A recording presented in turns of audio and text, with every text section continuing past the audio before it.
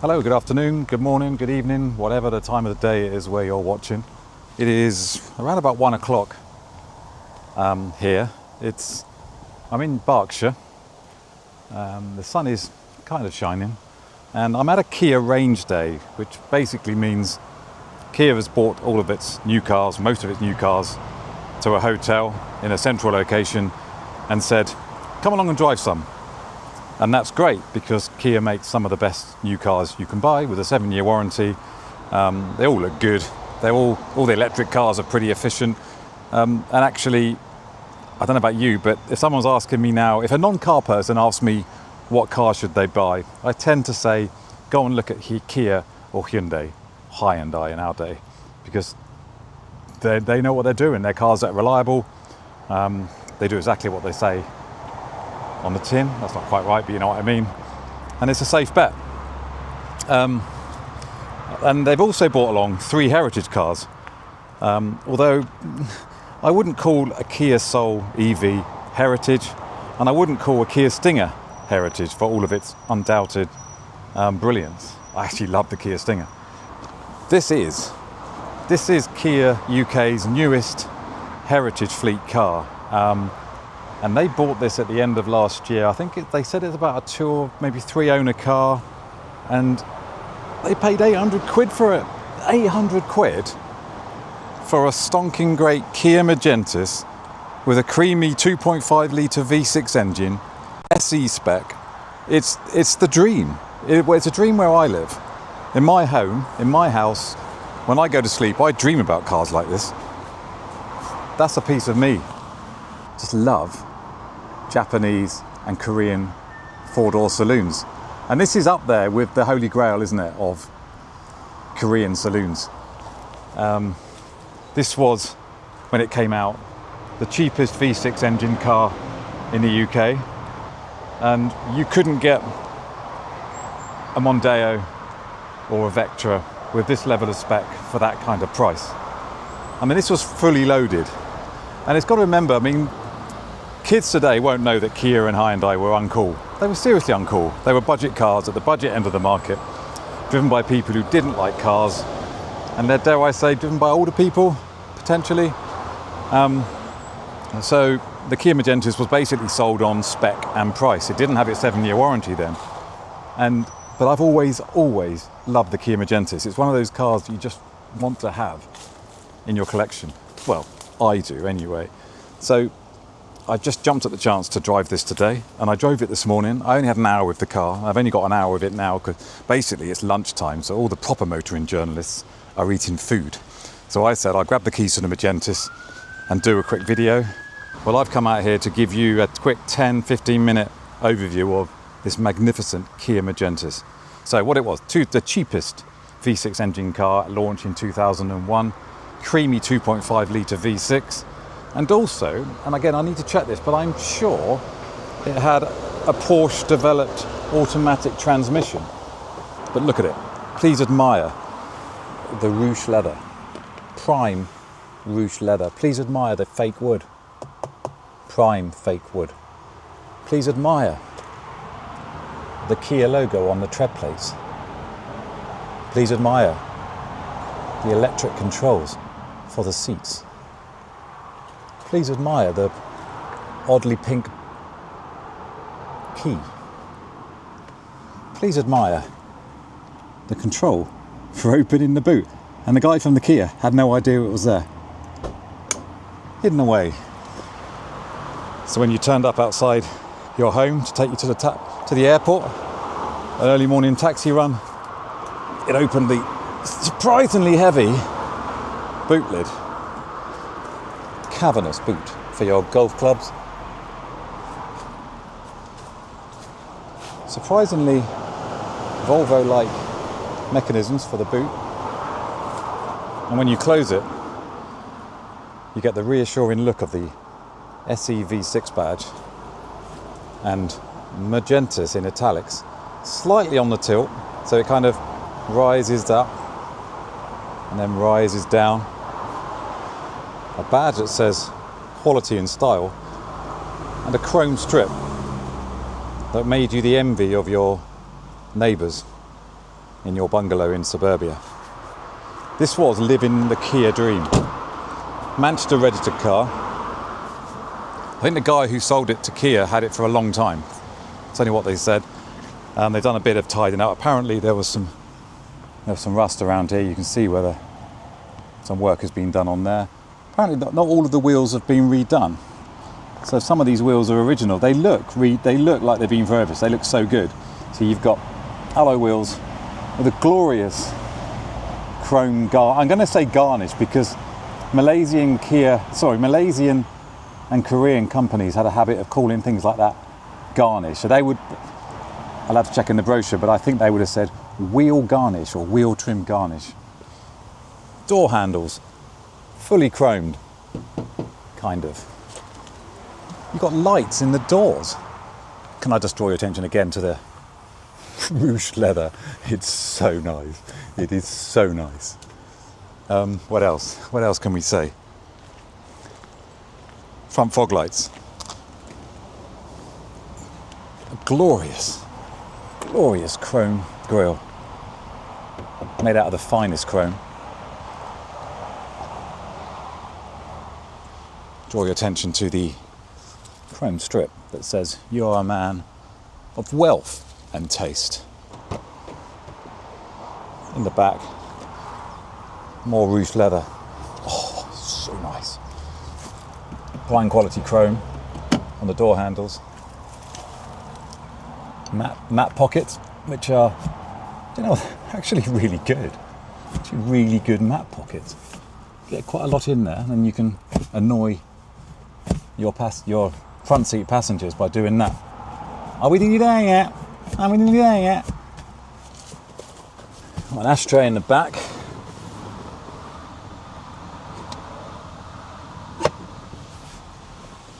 What else? We've got centre armrest. Ooh, feel the quality. Feels robust. You've got a push button which opens to reveal 2 cup holders and a storage bin. Full quota of head restraints in the back, which is nice. It's very grey. I'm not sure if that comes out on the camera, but it is very grey. It's a bit like an elephant who's walked into a pine shop, done a bit of damage, and then come out with some splinters. That's what it feels like. Very American style centre. Because I always felt these cars, these sort of Korean saloon cars of the era, always felt more American than Korean. I mean, this would be absolutely brilliant for touring the States, where fuel is cheap. I don't know the MPG. I have to look it up. I'll put it on the screen, but I'm guessing 25, something like that. And obviously, but I think this is registered after the 2001 tax change, so it's going to be quite expensive to tax. I'd imagine CO2s are going to be around the 200 mark. Again, I'm guessing, I'll have to check. Please forgive me if I'm making stuff up on the spot. But this is exciting. I'm going to jump in. It is. Listen to this. Oh, more evidence of the elephant's encounter with the pine shop. Well, it's more walnut. Premium walnut. So what have we got? Digital clock.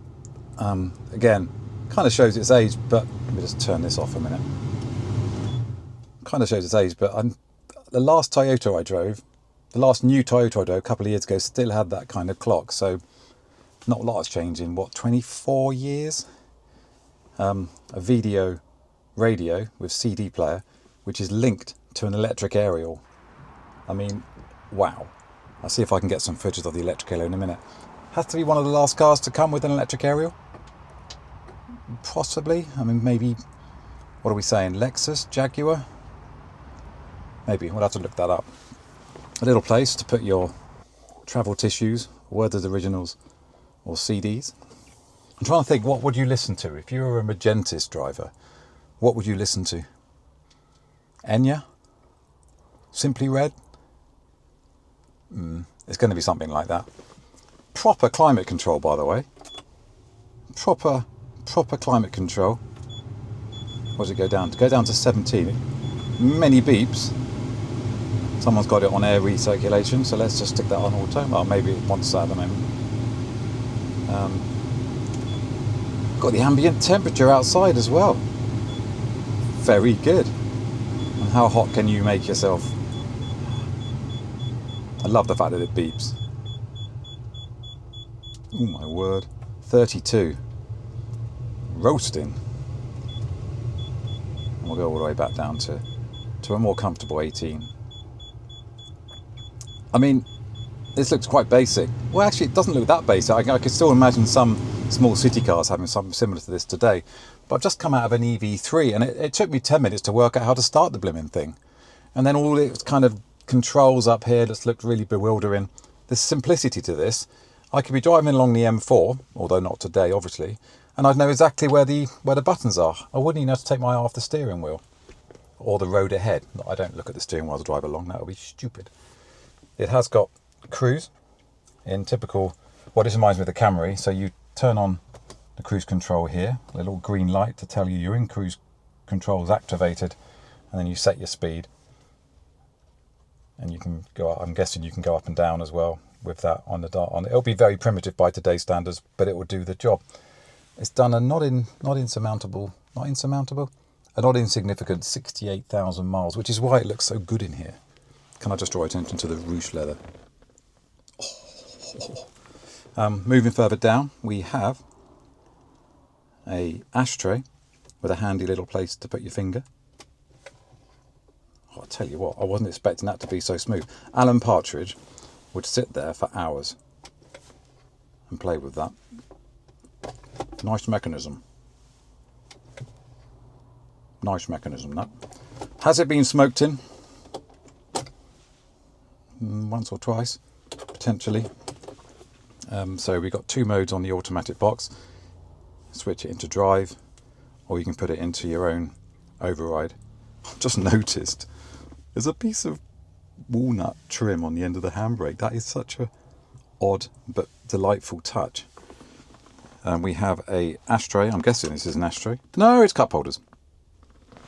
We've got a mini cup holder, an extra large cup holder. So I'm thinking can of Coke, takeaway coffee. It's so mint. Oh, even that's quite reassuringly nice. Yeah, a nice mechanism. Very nice. Now moving back, we have, by the way, this is probably the world's most boring video, but if you're used to my channel, you'll know that anyway. Let me just move it up a little bit. There's a center console. So, we lift it up and you've got an initial tray from Werther's Originals and Travel Tissues. And then you can lift up again and you'll find my gimbal and a bit of carpet down there. A bit of sound deadening carpet. There's little things like this that show its age. You can see, I don't know if I've got this on the right zone. Hang on. Yeah, you can see a little bit of wear on there. Minor, really. Oh, can you hear the squeaks? Leatherette. It feels like a seat in a used car salesman's place. You know when, I'm not talking franchise, I'm talking those car dealers, the kind of ones that spray chemicals all over a car before they sell it. Everything's kind of cleaned within an inch of its life and they use this really cheap, high smelling, highly toxic chemicals. And because they use it on the seats, every time you sort of get in the seat, it wears off on your jeans. And then of course you sit down in the salesman's chair and everybody's chemicals, they sort of wash off on that same seat. So it becomes, well, like Mr. Sheen, like Mr. Sheen's bottom. You have a glove box. Oh, what is this? What is this? Oh, supplemental restraint system, airbag information. What do we got here? Insurance. This is like a voyage of discovery of a car I don't own, but I would love to own. Oh look, Bramwell Kia, Oldham, Manchester. Steve Moores was the sales executive. The guy who... Are you out there, Steve Moores? Do you remember selling this car? If so, get in touch. It's so grey in here. It's greyer than John Major's spitting image puppet. Let me do the engine. Still busy out there.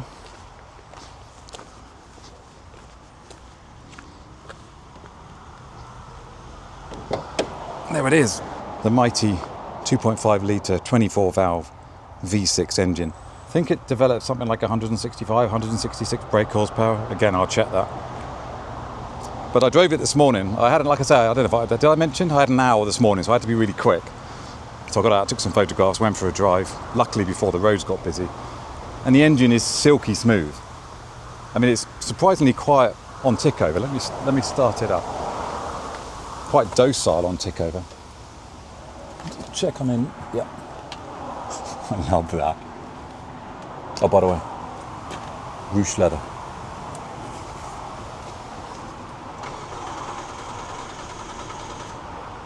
Oh dear. There we go. It didn't start first time. I'll take no responsibility for that.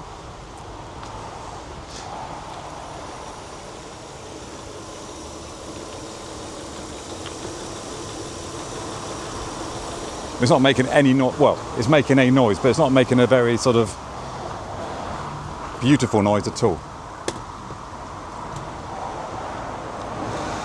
The engine is warm. It's been out quite a few times. Needs a nice straight through exhaust on this. Smells good. Smells good.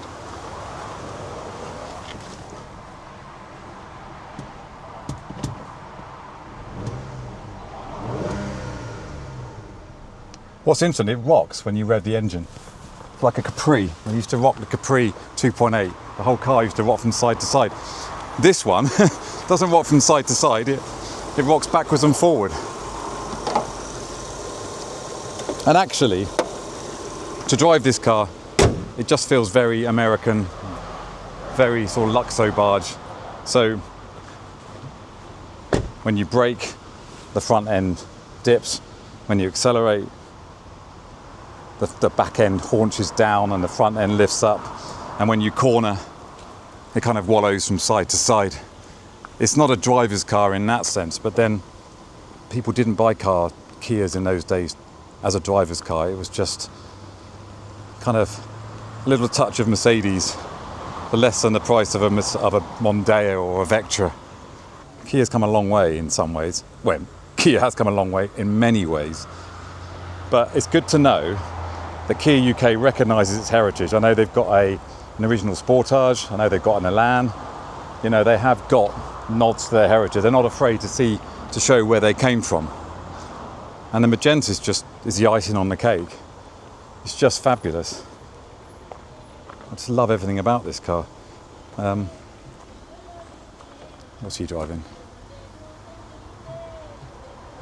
He's driving his soulless SUV when he could be driving the Kia Magentis V6. There's probably a lot more I could say about this, but we're up to 20 minutes now, and I'm guessing you've switched. Oh, let's try the radio. What's the bet in its tune to radio? Is what do you have to pay? Radio 2. Jeremy Vine is the perfect man for this car. I can just imagine. Shut up. Jeremy Vine on the radio, a copy of the Daily Express on the top of the dashboard, some travel tissues in there, some Werther's originals in there. Did you hear that? Electric aerial, by the way. Let me turn. There it is. Oh. Ready? Oh. Automotive porn. I mean, ruched leather and an electric aerial. It doesn't get much better than that, does it? So there we go. Let me move it forward a little bit. I'm on a private car park, so I'm just going to move it forward so you can see its full glory with the lights on. Fog lights on. Just get it out a little bit into the sunshine. There we go. I'll put it at a little angle for you. The things I do for you. I want one of those. I really want one of these.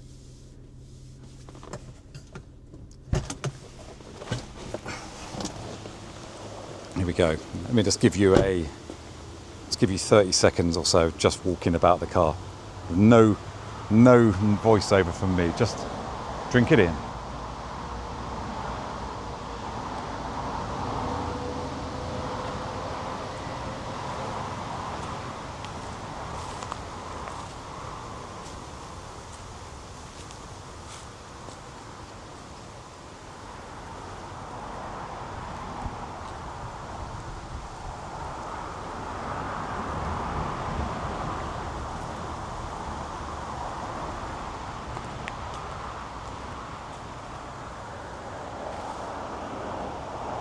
that's it.